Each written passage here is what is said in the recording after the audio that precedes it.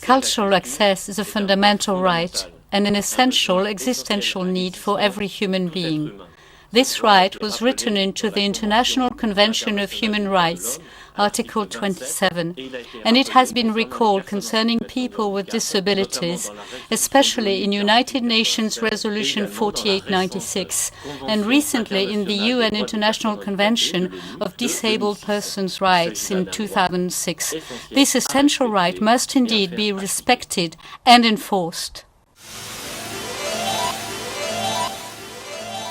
Disabled persons are constantly opening ways for possibilities in terms of cultural accessibility in all ranges of art and culture. Legendary figures registered their names in art history. Beethoven, who composed on and on for the last 10 years of his life when he had become deeply deaf, and now Stevie Wonder. In the field of dancing, Alicia Alonso, during most of her career, was practically blind. David Toole, a world-famous dancer, has no legs. Frida Kahlo, one of the most famous painters, realized most of her work lying in bed. Van Gogh, Borges, who wrote a vast part of his work after he had become blind. Stephen Hawking, one of the greatest contemporary physicists, who showed us, though he could hardly move one finger, boundless perspectives of the origin of the universe. Jean-Dominique Bauby wrote The Diving Bell and the Butterfly, blinking an eyelid, as he suffered from locked-in syndrome. DJANGO Reinhardt, who had 2 paralyzed fingers on his left hand, is a great legendary figure in jazz history. These are examples we can rely on to make culture more and more accessible to everyone.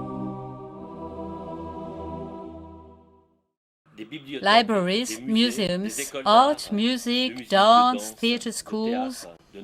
Many professionals in the field of culture could develop appropriate pedagogy, institution policies, enabling access to cultural practices more and more easily for people with all kinds of disabilities to all kinds of activities.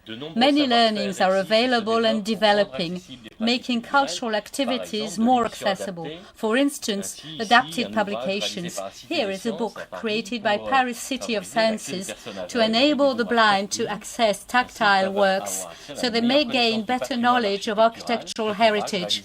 This book was created by the British Museum. It goes into very, very fine details, thinking about new technologies. This flexible keyboard makes it possible for paralyzed persons to make sounds. Thinking about older and more traditional instruments also matters in terms of physical approach of sound perception through tactile vibrations. To gain real access to cultural practices, people with disabilities usually need active support from a network of people: home assistance service, adapted transport, cultural venues, specialized service providers for access to practices, service providers for technical help, adapted pedagogy. Everybody involved in this range should be able to consult everyone else in this network. Therefore, policies must be set at state as well as local authority level. A few countries, such as France, Finland and Australia, have already set national commissions, national programs for the access of people with disabilities to culture.